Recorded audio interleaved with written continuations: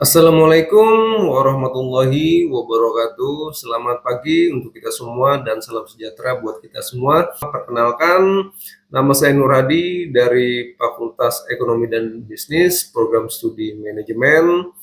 Adapun kali ini saya akan mempresentasikan presentasi saya kali ini dengan tujuan untuk performa tes UTS dengan dosen pengampu Profesor Dr. IR Sugeng Prayetno, SH, SEMM, dengan mata kuliah Manajemen SDM. Baiklah, dengan Bismillahirrahmanirrahim, mari kita mulai saja presentasi saya kali ini. Pengertian perekrutan. Perekrutan adalah proses penarikan atau pencarian sejumlah calon karyawan yang berpotensi dengan mendorong untuk mengajukan sebuah lamaran pada perusahaan, sehingga perusahaan dapat menyeleksi orang yang paling tepat mengisi lowongan kerja yang ada. Dalam perekrutan ada hambatan tentunya. Hambatan perekrutan diantaranya adalah kebijakan organisasi atau organization policies, kemudian perencanaan SDM, affirmation action plan, kebiasaan perekrut, kemudian ada kondisi lingkungan yang eksternal, kemudian persyaratan jabatan, kemudian biaya penarikan, dan perangsang atau insentif. Satu, kebijakan organisasi. Kebijakan promosi dari dalam merupakan arah tindakan dalam usaha, penempatan atau pengisian jabatan yang kosong. Kebijakan kompensasi berupa gaji, upah, tunjangan kesehatan, fasilitas kerja, dan lain-lain. Kemudian kebijakan status pegawai, yaitu kebijaksanaan untuk menggunakan tenaga kontrak. Kemudian ada kebijaksanaan penarikan tenaga lokal, seperti lokasi perusahaan di mana berada. Kemudian perencanaan SDM. Perencanaan SDM difokuskan untuk menentukan kebutuhan SDM pada masa datang, supaya memperkirakan berbagai program dan kebijakan yang akan membantu proses perekrutan. 3. Affirmative Action Plan. Affirmative Action Plan adalah tindakan yang harus menyesuaikan dengan peraturan yang ditetapkan pemerintah, seperti tidak diperbolehkan mendiskriminasi calon pegawai berdasarkan jenis kelamin, etnis, agama, dan lain-lain yang dapat menghambat penarikan pegawai yang paling berpotensi. Kebiasaan perekrut. Kebiasaan perekrut adalah kebiasaan yang dilakukan ketika melakukan proses perekrutan pada masa lalu. Kebiasaan ini dapat meningkatkan keahlian seseorang sebagai perekrut, tetapi kebiasaan yang salah akan terulang kembali secara sistematis.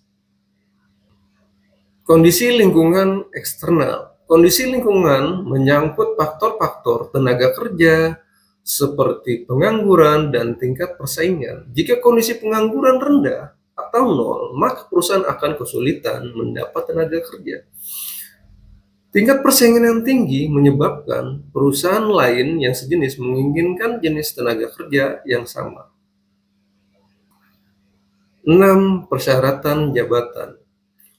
Persyaratan jabatan yang ditentukan untuk menjadi sebuah landasan dalam proses dapat atau tidaknya menunjukkan hubungan yang kuat dengan untuk kerjanya. Misalnya, jabatan yang menekankan pada tingkat pendidikan dan keterampilan, persyaratannya, kemampuan berkomunikasi, dan sikap terhadap pekerjaan. Poin 7 adalah biaya penarikan. Biaya penarikan yang diperlukan untuk proses penarikan itu memang sangat besar. Biasa saja lebih dianggarkan oleh perusahaan. Jika tenaga kerja yang akan ditarik sedikit jumlahnya dan tempatnya tersebar, maka perusahaan harus memuat iklannya di berbagai media, contohnya media digital, sosial, dan lain-lain. Poin 8, perangsang atau insentif.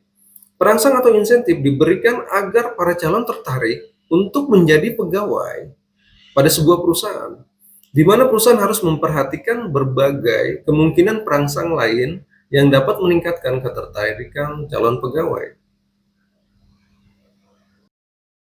Langkah-langkah perekrutan. penentuan jabatan yang kosong. Kemudian ada penentuan persyaratan pekerjaan, kemudian poin terakhir adalah penentuan sumber dan metode perekrutan. Penentuan jabatan yang kosong, perekrutan dilakukan jika ada jabatan yang kosong atau dimulai dengan analisis mengenai apakah ada jabatan yang kosong yang harus diisi oleh pegawai baru tentunya. Nah, kekosongan terjadi akibat adanya pegawai yang mengundurkan diri, kemudian pensiun, meninggal dunia, atau ekspansi atau perputaran mutasi. Sebelum melakukan rekrutmen, lebih baik melakukan reorganisasi pekerjaan, seperti lembur, mekanisme pekerjaan, metode kerja yang fleksibel,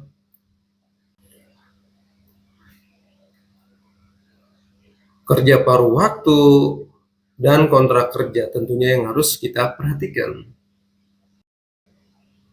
Ini adalah bagian di mana faktor-faktor yang mempengaruhi kekosongan jabatan pada sebuah perusahaan, yaitu perencanaan SDM, kemudian permintaan manajer, yang mengerucut kepada kekosongan jabatan. 2. Penentuan persyaratan jabatan. Persyaratan pekerjaan merupakan kriteria yang meliputi keahlian, pengetahuan, keterampilan, dan pengalaman yang diperlukan untuk melakukan pekerjaan. Persyaratan jabatan dianalisis dari informasi analisis jabatan, yaitu job description, job specification, dan job performance standard. Penentuan sumber perekrutan. Sumber perekrutan meliputi sumber internal dan sumber eksternal. Sumber internal adalah orang-orang yang sudah menjadi pegawai perusahaan dan menduduki jabatan tertentu yang mungkin bisa saja dipindahkan atau ditransfer atau dipromosikan atau didemosi untuk mengisi jabatan yang kosong melalui proses seleksi berikutnya. Supaya sumber eksternal dan sumber eksternal adalah orang-orang yang belum menjadi pegawai perusahaan itu sendiri. Di sini ada penentuan metode perekrutan eksternal, di antaranya walk-in and write-in, yaitu inisiatif pelamar. Kemudian employee referral, rekomendasi pegawai. Kemudian advertising dari iklan, kemudian ada state employment security agencies atau dari lembaga pemerintahan. Kemudian prepaid placement agencies atau lembaga swasta, kemudian professional search firm, perusahaan penyedia tenaga ahli, kemudian ada educational institution atau lembaga pendidikan, kemudian ada professional association atau asosiasi profesi, kemudian ada labor organization atau organisasi buruh, kemudian ada temporary help agencies, kemudian ada listed employees, kemudian departing employees, dan ada open house.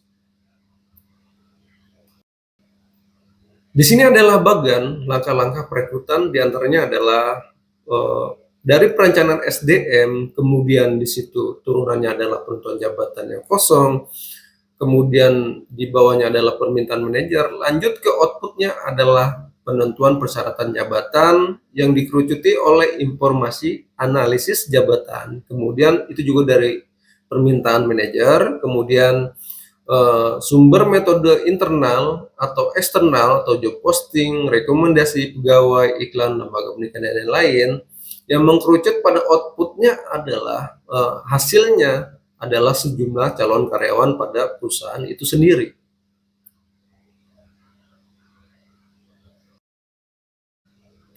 Saya ucapkan terima kasih banyak kepada para audien yang sudah menyaksikan penampilan hasil dari presentasi saya kali ini.